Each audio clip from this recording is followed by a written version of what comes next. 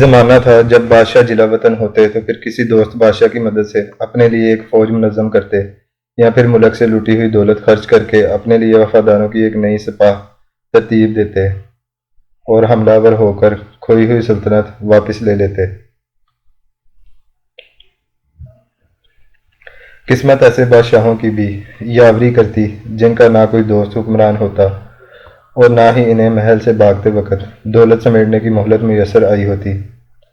ایسے بادشاہ دشمنوں سے چھپ کر کسی جنگل بیابان یا کسی خفیہ ٹھکانہ پر زندگی گزار رہے ہوتے کہ اچانک ان کے ملک میں کوئی وفادار شخص سپہ سالار بن جاتا اور تخت پر بیٹھے ہوئے بادشاہ کا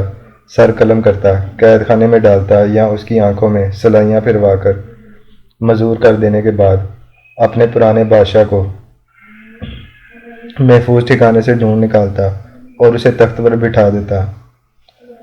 آج ایسا صرف تاریخ کی کتابوں میں ہی پڑھنے کو ملتا ہے، جسے پڑھ کر حیرت ہوتی ہے کہ کیسے ظہیر الدین بابر، جو ایک چھوٹی بستی فرغانہ کا حاکم تھا، اس قدر مجبور کر کے نکالا جاتا ہے کہ اس کی بہنیں اس کا دشمن شیبانی یرغمال کے طور پر رکھ لیتا ہے۔ بے سر و سامان اور دربدر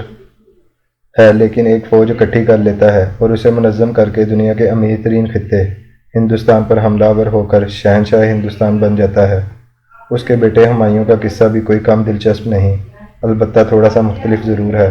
اسے پڑوسی سلطنت ایران کے بادشاہ شاہ طہماسپ کی مدد مل جاتی ہے، جو 12,000 گھڑ سوار، 300 خصوصی جانباز اور مال و دولت فراہم کرتا ہے، اور یوں ہمایوں اپنا کھویا ہوا تخت واپس لے لیتا ہے۔ یونان، مصر، بابل اور ہندوستان کی دیومالائی داستانیں ایسے ہی قصے کہانیوں سے عبارت ہیں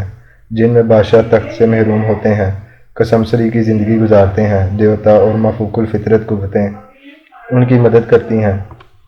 اور بالآخر وہ واپس اپنے آبائی وطن کے تخت پر براجمان ہو جاتے ہیں۔ رام چندر کابن باس، راون سے لڑائی، دیوتا ہنومان کی مدد، غرض کیا کچھ نہیں ہے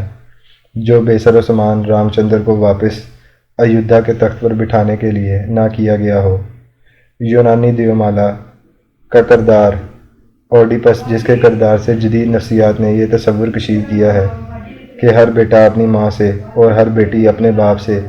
ایک گنا محبت کرتی ہے، اس کی کہانی بہت عجیب ہے کہ نجومیوں نے اس کی پیدائش پر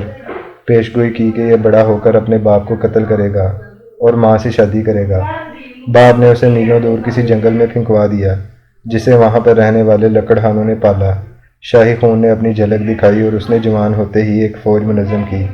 اور علاقے فتح کرتا ہوا ایک دن ساری قوت جمع کر کے باپ کی سلطنت پر حملہ آور ہو گیا۔ لڑائی میں باپ مارا گیا، ایڈپس تخت نشین ہوا، تو حسب روایت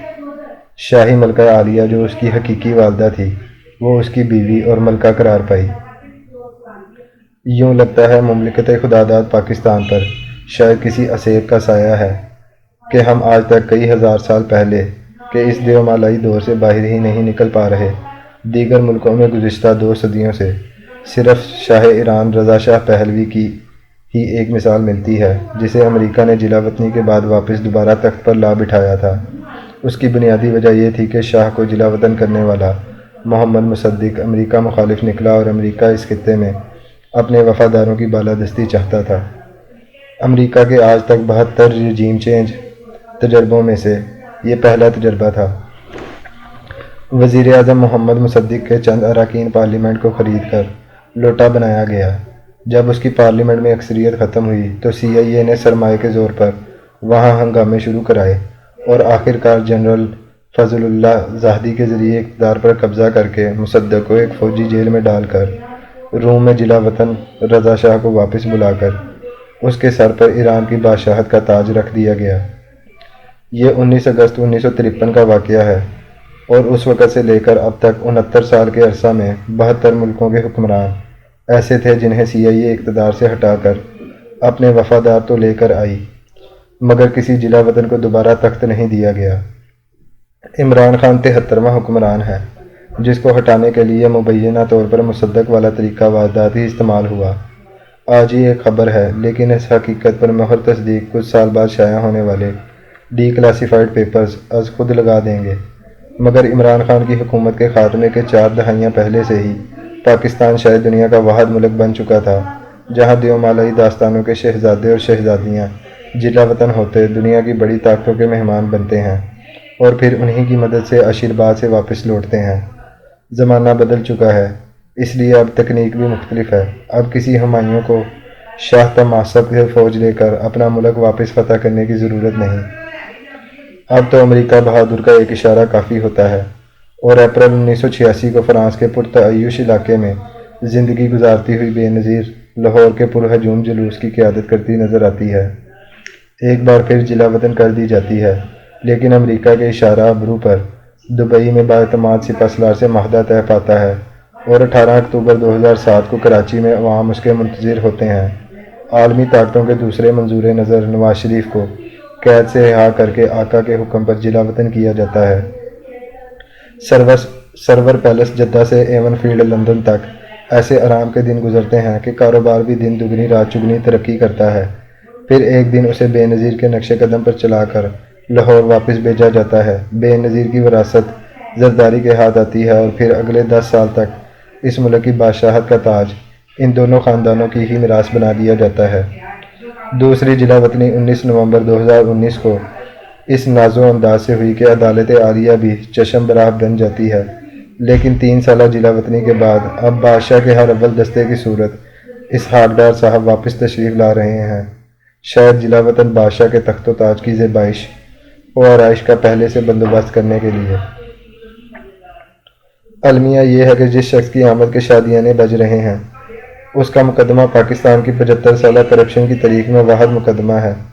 جس کے شواہد پر اگر تحقیق ہو جاتی تو لوگوں کی آنکھیں حیرت سے پھٹی کی پھٹی رہ جاتی۔ اسحاق ڈار صاحب نے ایک مجسٹریٹ کے سامنے دفعہ 164 کے تحت حلفیہ بیان دے کر بتایا تھا کہ انہوں نے کیسے اور کس طرح منی لانڈرنگ کی تھی۔ بیان کے ساتھ ثبوت لگائے گئے تھے، لیکن گزشتہ 23 سال سے کسی نے انہیں دیکھنے کی بھی زحمت گوارا نہیں کی۔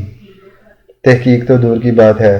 حدیبیہ پیپر مل کیس اپنی نوعیت کا واحد فوجداری مقدمہ ہے کہ جسے سپریم کورٹ نے یہ کہہ کر بند کر دیا کہ زائد المیعاد ہے۔